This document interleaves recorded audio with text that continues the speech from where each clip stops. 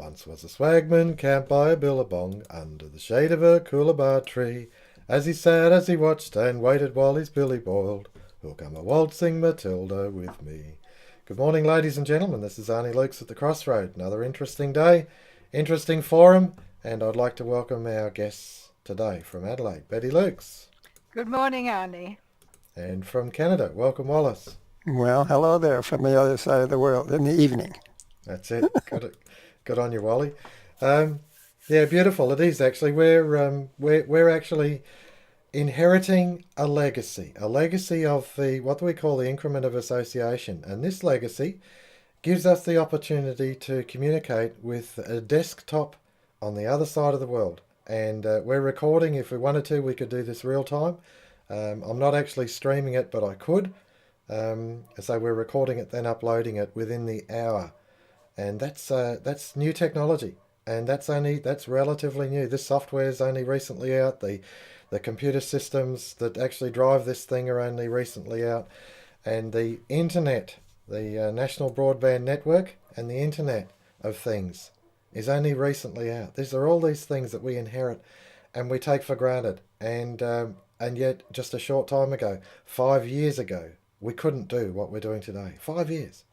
And how would it be that the likes of, in Australia we had the magnates, the Packers, who bought Channel 9 for hundreds of millions of dollars when a dollar was 10 times or 100 times more valuable than it is now, and to buy a TV station. And here we are for relatively modest investment. We've got streaming, we've got recording and a studio environment. Green screen backdrop behind us, the whole thing. It's all there. And that's technology. It's advancing every day, more and more. And we're inheriting it. And I think it's just absolutely wonderful. And the fact is we need to actually take stock and look at where we've come in such a rapid fashion. Betty Lukes. Thank you, Arnie. Well, I wanted to talk about the increment of association. And to me, it was the young soccer team and their coach trapped in that cave in Thailand, which gave us an excellent example of the increment of association. And it's something that exists in all societies, but it didn't have a name before. And that name is the social credit of that exercise and the social credit that we all enjoy. We become aware of it only as we begin to lose it. And of course, the social credit, the term was introduced through the social credit movement. And one aspect of the social credit of a society is this increment of association. And I thought that there's a very good article put out by the New Times, the League's New Times survey just recently, and it just highlighted it went through just how the various nationals, the various religions, the various people joined together and formed that wonderful increment of association, and their goal was to bring those boys alive out of that cave. And if we could just sum up some of it, there were 20 skilled cave divers from around the world, the Thai medical team who remained alongside the boys, along with the Adelaide anaesthetist, the Thai Navy SEALs, including the one who lost his life during the rescue, and so on down the list of altogether about 1,000 people were involved in that rescue. And I'm sure that there would be words in other languages meaning the same thing, as that they drew on the group's credit, belief, faith that they could work together and to rescue those boys.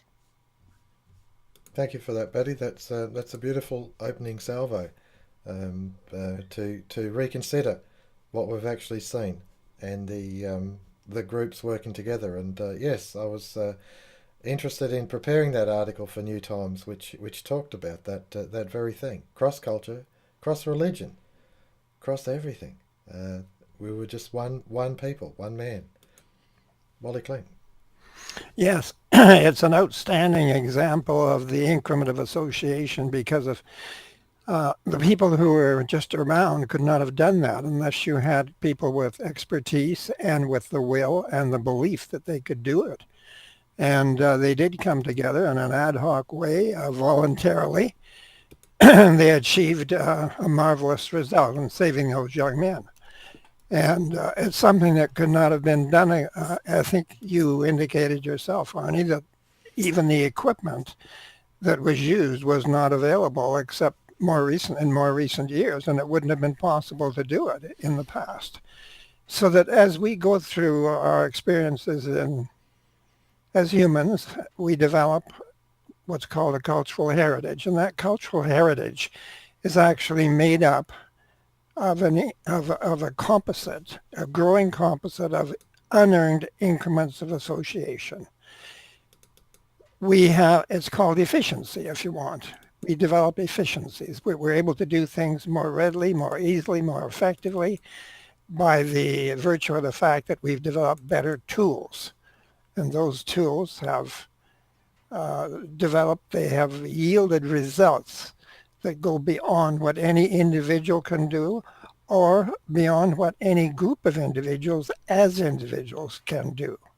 As I've said, you can have a lot of cavemen around a group of cavemen around a rock. They're trying to move it. They can't move it. None of them individually can move it. They can't do it as a group. But one fellow is just a little bit brighter than the others, or more imaginative, or more inspired, however you want to put it. He said, "Stand back, you fellows, I have an idea." For some reason, he got inspired by an idea. And he got a little rock and he got a big branch. He made a lever, and all by himself, he was able to move that big rock, something that none of them individually or together could have done without that innovation, that discovery, if you want. And so that our society is really built on our cultural heritage, which is an accumulation of all these increments of association. And it's something, as I think Betty indicated, we don't think about very much. In fact, perhaps often not at all. But I think it's something we should think about because it's very valuable. It's without that background, without that cultural heritage, we would literally be living in caves. We would be nowhere because that's what our civilization is built upon. And it's not only in the area of the physical relationships that we have with each other or with nature.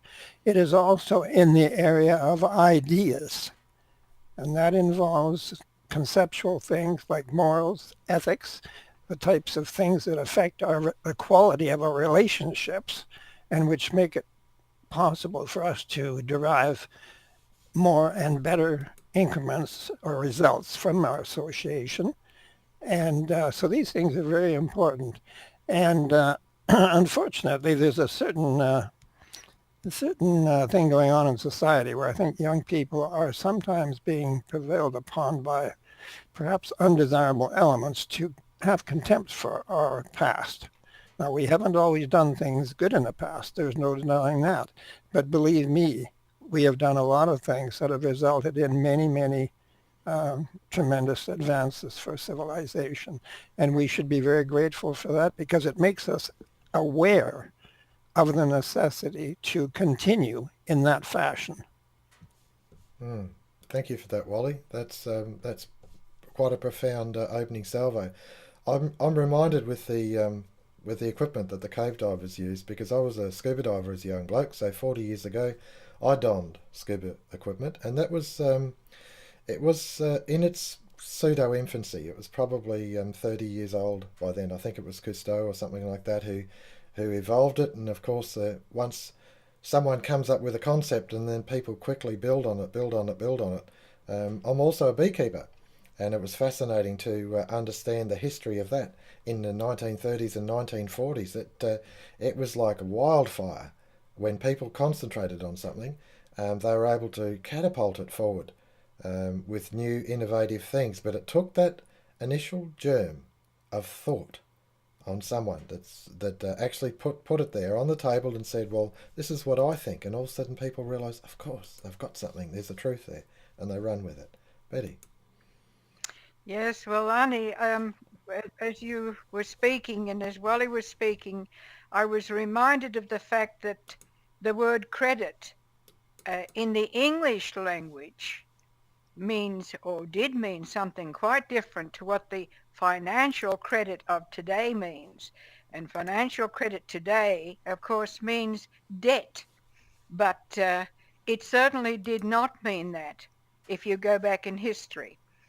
And in a wide sense, the word means belief in truth, and you go back to the Latin credo, confidence in goodness, fiducia, the Latin, and most especially that social faith by which we love our neighbour and cooperate in all the myriad transactions of life. And surely that is what we saw. And I've no doubt that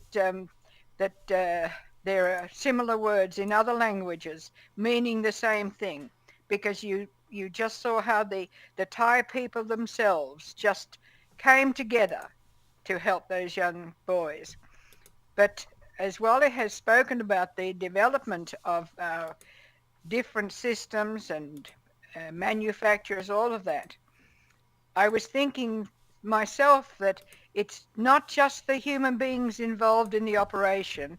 You realize without the modern equipment and medications and technology, and these are the fruits or increments of earlier associations, summed up as a society with its economic systems such as medical schools, factories, foundries, and so on and so on and so on. All in all, the results of hundreds of years of social increments. And that's something I think that the young people are not taking into account when they look around. And they have to add to this culture, these increments, and not destroy what is around them. And I'd like them to think about that very seriously. Where would they be without their cars or their motorbikes or their digital phones or whatever? Where would they be? Because at the foundation, there's the human relationships and the honesty between one another, the truthfulness. All of these things are so important because it's not just the material goods that make up a society. Thank you very much for that, Betty. That's beautifully put. I note in our neighbourhood where we live that you walk past one house, working my way to other neighbours around, and there's a wave, there's a hello, and at night, the security of my home, I don't need to stand guard with a gun or an axe or anything else like that, but I'm actually safe in my own home. And these are, if I was just on the boundaries of certain places in Australia and there are issues out there and people know them, the homes are being broken into and gangs are running rampant and things like that, this to me is a breakdown of our culture. It's a breakdown of our society. And we do it to our detriment. We're actually losing out, and we're losing out but really badly because there's such an opportunity to do the right thing. And the fact is, it's not a dog eat dog. It's not a dominance hierarchy. It's actually mutual love and cooperation. It's a totally different relationship. And that mutual love and cooperation is the foundation of our culture. It's the foundation of our culture. It's not dog eat dog. It's not the dominance hierarchy that the might is right and things like that is presented by some nations, if you like. The leaders of the nations are presenting that might is right, and that's not the answer. Mutual love and cooperation. I don't need a gun. I don't want a gun. Wally. Well, yes, Arnie, that is true. We are social beings, and we have to avoid getting caught up with and deceived by labels, socialism, capitalism, and that sort of thing. We are social, but the thing of it is, it's the quality or the mode in which we associate that is important. We don't want to be in a position of being in forced association. We want to be in free association, as we saw in the case of Thailand with the boys in the cave. This was a voluntary thing. People came together. The question is whether you have power that is centralized or power that is decentralized. If we believe in the individual, that the individual has initiative, has capabilities, has creativity, then there's something very, very valuable to be derived from the individual. And we don't want to do anything which will inhibit that, because that will in fact give us not increments of association, but decrements of association. And that is what we don't need and don't want, because we do want to build a society, build a civilization. It's to everyone's advantage.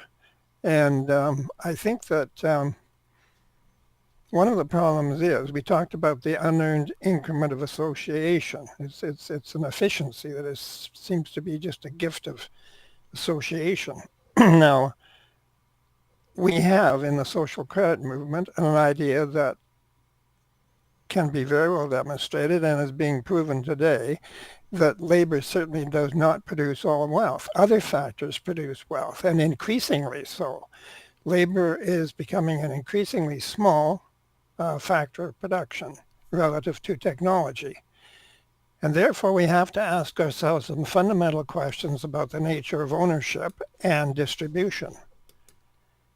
And Douglas came to the conclusion that we have to have a method of distributing what is being produced in a modern economy in a way that is to everyone's advantage as an inheritance, because there is a tremendous vast amount of wealth that has nothing to do with human labor directly at all. So the producer has to be able to sell these products. You don't want him just building up inventories. He wouldn't be around very long if he was doing nothing more than accumulating what he was producing. He can't possibly consume what he produces himself. There has to be a mechanism in a mass production society, a mechanism of mass consumption, mass distribution and mass consumption, in order to remove the bottleneck that would exist in the productive system, and also to give people in full their inheritance in the unearned increment of association. So that is a very, very important thing to think about, and it is where social credit is really very unique. Until Douglas, this concept was not known in any practical sense at all. And so I think that we must get over the idea that labor produces all wealth, and get over the moral imperative of Puritanism, which insists that no one can legitimately consume unless they do something directly to earn it by producing something. If the production is already there, we should be able to consume it as a society. That's a very, very important point. That Puritanism places it in the fore, that your inheritance, you can't touch it. Your cultural inheritance, no, you've got to get out there and work. But there's no work. The machines are doing it. The robots are doing it. Technology is doing it. Advanced control is doing it. Computers are doing it. And therefore, it's unnecessary. And what we're looking at is an entirely inadequate system of distribution. That's what social credit is fundamentally about, correcting that wrong. Betty Lukes. Social credit to me is more than correcting that wrong. It is also seeking to release the individual to expand on his own understanding, his own life, and as social credit puts it, to spiritualize his life. There is more. There is more in life than work and money and all of that. But of course, we must have the basics of life to live.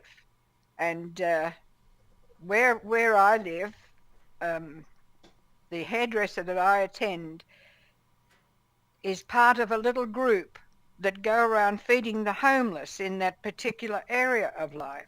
of Adelaide, and it's just tragic when you hear the stories of the homeless through no fault of their own. Many of them are without, and many times it's because of mortgage debt or anything like that. And here they are without a home to live in. And yet we are such a wealthy nation in natural resources, all of that.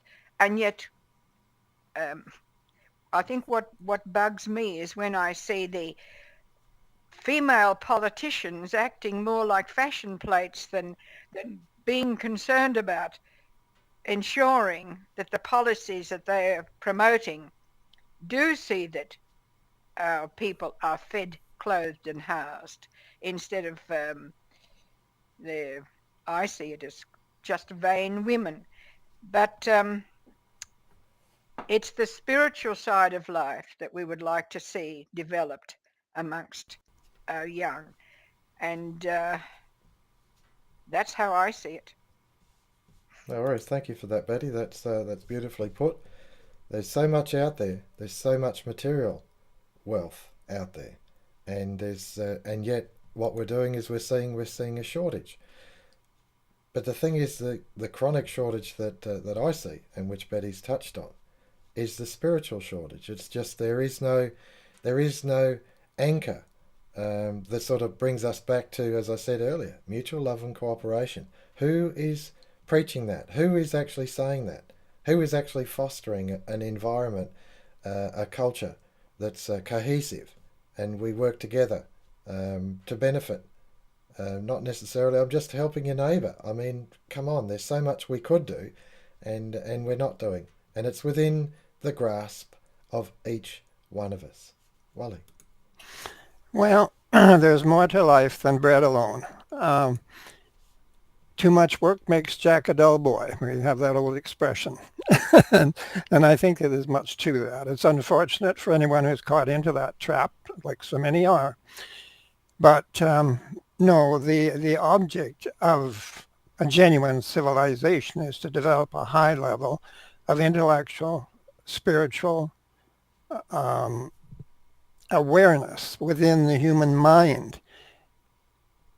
Physical scarcity inhibits our ability to move into that realm. We have developed enormous capacities to develop tremendous abundance.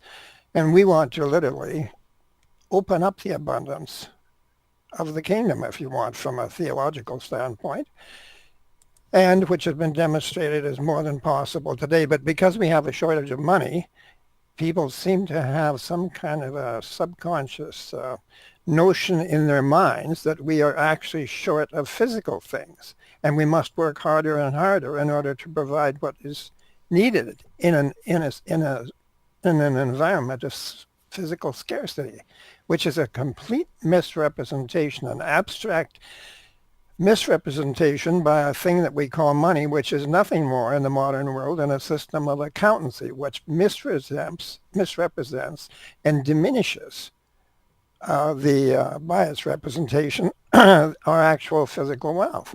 And so we have to release ourselves from that metaphysical bottleneck, you might say, of a misconception of reality that we have been has been forced upon us by the scarcity of effective buying power or effective access to the totality of production. We are only able to buy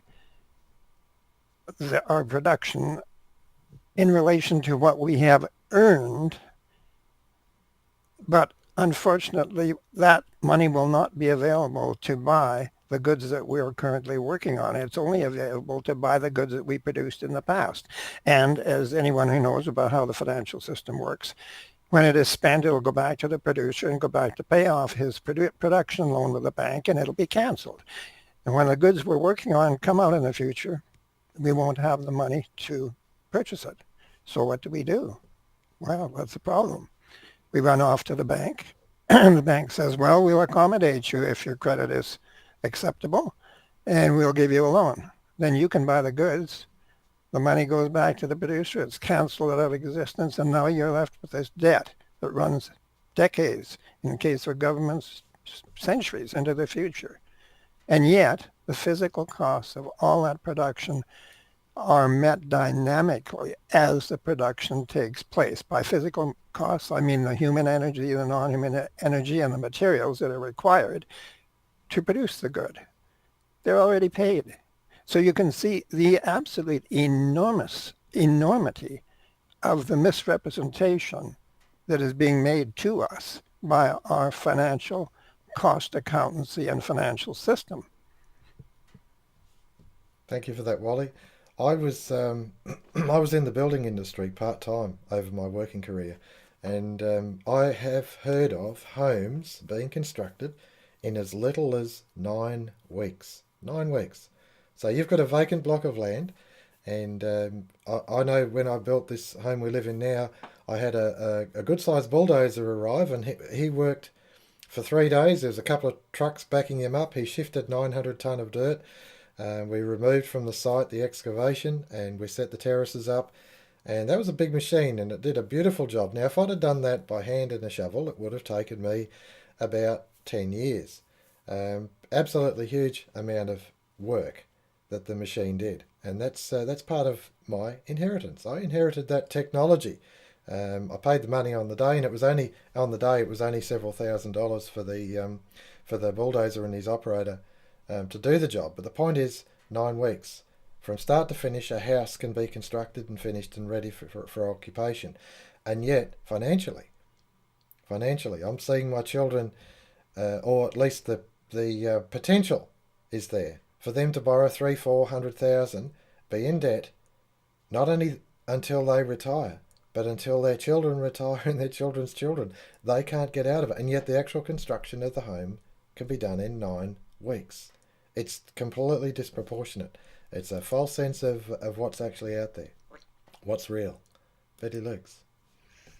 And if one thing I think of is that the Christian message is that all should have access to God's abundance, and that means not just the very wealthy and the rich, but also the poorest of the poor and the lowly worker. And of course I was reminded of that in the article in the New Times about those who joined together to help rescue those boys, and it included even those who cleaned the ablution blocks.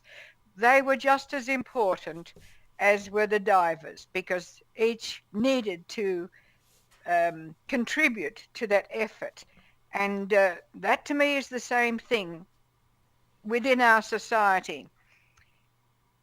George Soros or Bill Gates or Donald Trump, they didn't build the roads that even they use when they send their goods to the different retail outlets. They didn't develop the aircraft industry within which they fly. All of these things, they are drawing on the social credit, but of course they have access to the financial credit, and the lowly ablution block cleaner doesn't. Not the same way. We don't object to these men developing good ideas, but we do object to them claiming it all as their own and not seeing that they are also enjoying the benefits of past generations. Thank you for that, Betty. That's beautifully put. I'm going to, before we do our closing lap, we're up the 29-minute mark, I'm just going to go through our website in which you've made reference to the New Times survey, Betty. And I've got here that this is last month's New Times survey for June. And I've actually got I'm privy to a new copy, the actual July, which should be up on the website this coming Friday, so in 2 days' time. And it's in this particular version of the New Times survey you're making reference to, which is the cave divers and the rescue of those Thai boys. So I'll call for closing comments. Wally Klinck. Oh, yes, Betty, you're so right. Our inheritance is something that we should think about and we should be humbly grateful for because it is what we owe everything we have basically to. It's unfortunate that a failure to recognize that has resulted in us doing things which have been counterproductive to that particular inheritance. It has led us into major wars, which have literally destroyed continents. It has led us to engage in a lot of thoroughly irrelevant and even negative or destructive activities just to earn income in money terms so that we can purchase actual things that are produced in the past, as I said. And so that we have, it really is incumbent upon us to look into this matter, find out what it is. Why has money given us a skewed view of the real world? Sometimes it is good to go back to the beginning and just imagine yourself without money. Just look at the real world and look at the way things interact in the real world. Well, the trouble is, we humans have been given an ability, an inspiration, or whatever it is, to modify our environment to our advantage. And this is a wonderful thing, but we have had to develop a regularized way of doing it. We have invented money, and money is a marvelous invention, but it's a great invention gone wrong because it's defective. It creates costs and prices increasingly more rapidly than it creates income, and therefore causes a bottleneck where people cannot access what they're producing without, as we've said, going into debt that goes into the future. And that is a treadmill. It's a treadmill upon which we are running and which we can never really advance because it's tipping upward all the time with an increase in prices and costs, and our incomes are lagging behind more and more all the time. We're running faster and faster and slipping back all the time. Basically, we're just forced to do more work for no good reason in order to access a lot of the good things that we do and can produce. And so it's like a machine that's kind of burning itself out, and it's causing all manner of social and economic friction, which is leading to all sorts of trouble. You mentioned security in your community, Arnie. Well, that's just one aspect of it. A society that is functioning properly should not have that type of dysfunction occurring within it. Thank you, Wally. That's a very good summary. I'm just going to cut across to just so you're aware of it. Is the world debt clock, and that's what it is. It shows here 73 trillion at the moment and going, and it's not going down. It's continuing to go up, and yet we continue to produce goods in abundance.